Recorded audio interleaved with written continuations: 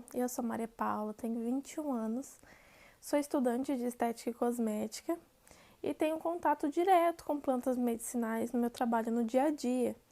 Então, a convite da professora Cristiane, eu estou aqui para falar com vocês um pouquinho sobre esse assunto.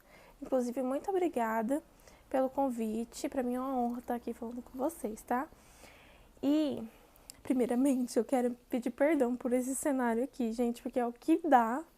Eu não tenho um lugar mais adequado para gravar, mas, de qualquer forma, eu vou deixar um espacinho aqui para anexar imagens para vocês entenderem do que eu estou falando, tá? Então, gente, a fitoterapia, ela é estudada desde a antiguidade, 2.300 anos antes de Cristo, já era utilizado pelo povo hebreu, egípcios, assírios. Eles já traziam, inclusive, produtos, tipo medicamentos à base de plantas que funcionavam totalmente. E aí, desde então, começaram os estudos sobre isso, sempre foi explorado no Brasil. Os pioneiros a utilizarem esse tipo de planta com fins medicinais são os índios, que sempre passaram de geração em geração os conhecimentos e sempre aprimorando, sempre acrescentando algo. E até hoje, nos dias atuais, é uma medicina muito utilizada. Inclusive também na medicina tradicional chinesa, que é utilizada muito, principalmente em estética, que nós temos spa terapia, nós utilizamos muitos produtos naturais, óleos essenciais são retirados de sementes, plantas, e tem uma finalidade, tanto inalatória quanto de contato. Tudo isso tem uma finalidade. Inclusive, gente, nós realizamos procedimentos pós-operatórios com auxílio de óleos essenciais. Os cicatrizantes, por exemplo, que são ótimos, perfeitos, ajudam demais, aceleram o processo de cicatrização. E tem outros óleos também, gente, que tem outras finalidades. Por exemplo, um mais hidratante, um que tenha finalidade numa terapia no couro cabeludo, que seria a tricologia, que estuda esse tipo de procedimento. Então, gente, eu vou citar aqui para vocês algumas plantas, seus efeitos colaterais, contraindicações, tá? Essas que eu vou falar agora, que tem efeito calmante, no geral, não tem muita contraindicação. Que seria a passiflora, que é a folha do maracujá, que inclusive existem medicamentos farmacêuticos à base de passiflora. Temos a camomila, que é bem tranquila, pode ser dada para criança, geralmente a gente indica não adoçar, quando é nesse caso. Temos a melissa, que é a cidreira da folha redonda, que tem a cidreira daquela folhinha comprida. Então, a cidreira da folha redonda é a melissa e ela tem fim calmante, finalidade calmante.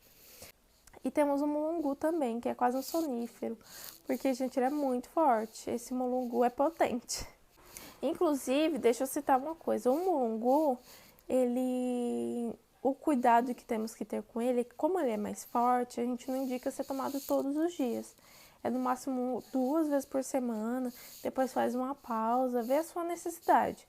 Mas não é um chá que se toma todos os dias. Inclusive, todos esses nós indicamos que seja tomada ali próximo às 6 da tarde, para que não tenha um efeito antes da hora de dormir, que aí não é muito agradável, que vai te atrapalhar nas atividades do dia a dia. Temos as plantas com fim diurético, o efeito diurético. O diurético, ele ajuda a tirar o inchaço do nosso corpo. Então, seria o chá verde. O chá verde, ele é termogênico, ele acelera o metabolismo. Então, tem chances, quem tem hipertensão, a gente não indica, porque pode aumentar a pressão arterial. E dessas pessoas são muito mais sensíveis. Quando a pessoa que não tem problemas com isso, não tem problema, pode utilizar, pode fazer uso tranquilo. E sempre, gente, todo tipo de chá tem uma dosagem correta para se tomar, tá?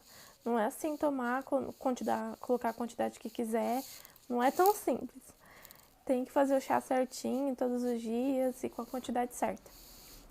A cavalinha, que ela é ótima porque não sobe nem desce a pressão. Então, ela não tem alteração na pressão arterial, tá? E o hibisco, que ele abaixa a pressão. Então, pessoas com pressão baixa, a gente não indica que tome. Ou se tomar, colocar um pouquinho de canela, porque ele sobe a pressão, então ele se equilibra. colocar algo que equilibre, ou fazer um mix entre ele e o chá verde, a cavalinha. E existem vários outros também com essa finalidade. Então, assim, não fiquem presos a esses 3 que eu estou falando, porque o mundo é bem diversificado de plantas. Ervas com efeitos para o estômago, para gastrite, para úlcera. Temos algumas plantas que podem auxiliar.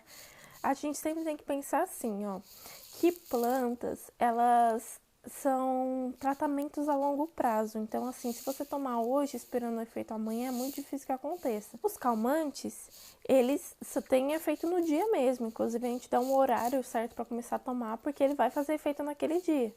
Então, gente, essas ervas com efeitos para enfermidades, para alguns problemas, a gente indica que seja utilizado como auxiliador e é um efeito a longo prazo. Vocês não vão ver um efeito do dia para a noite.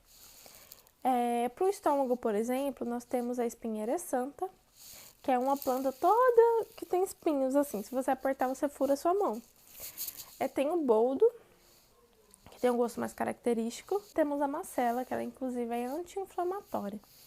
Essas plantas, no geral, não tem contraindicação também, é só tomar na dosagem correta.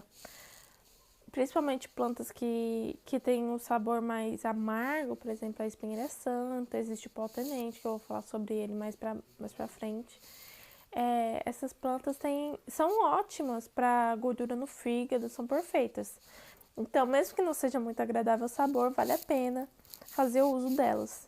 Existem também plantas que têm finalidade contra diabetes.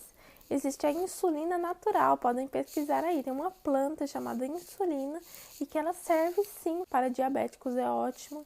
Temos a carqueja, que ela é amarga, a pata de vaca e a folha de graviola. Todos esses produtos são amargos, mas tem grande benefício para quem faz uso. Inclusive, pessoas que não têm diabetes, é legal tomar uma vez no mês, que seja. A gente que é jovem não gosta muito dessas coisas, né? De tomar chá ainda mais amargo. Mas eles fazem um bem muito grande para a saúde. Nós temos também as ervas que têm finalidade para os problemas no fígado, que são os mais amargos do que aqueles da diabetes, que seria o pau-tenente, a alcachofra e o dente de leão. São chás potentes, inclusive também sem contraindicações. De modo geral, são ótimos. Então, assim, sempre que puder, faça uso deles. Inclusive para pessoas que ingerem bebidas alcoólicas, que não é o caso de vocês, né? Eu espero. E quem consome muita gordura no dia a dia, muita fritura, muitos transgênicos, muita gordura trans. Enfim, aí vocês podem estar utilizando essas plantas que fazem super bem. E é isso, gente. Por hoje foram algumas plantas só que eu citei rapidamente, mas se vocês quiserem saber mais alguma coisa sobre alguma planta, podem me mandar mensagem. Existem vários tipos de plantas, gente, com efeito laxativo. O sene, por exemplo, que tem efeito laxativo, que você não precisa comprar um remédio na farmácia, que ele é ótimo mesmo, ele funciona na hora. Tem o folículo de sene, que não dá cólica, que é a vagem desse sene. Enfim, são vários efeitos, várias plantas. Já pode falar comigo, pode conversar comigo, que às vezes eu posso te ajudar. E é isso. Muito obrigada pela atenção e eu espero que tenham gostado.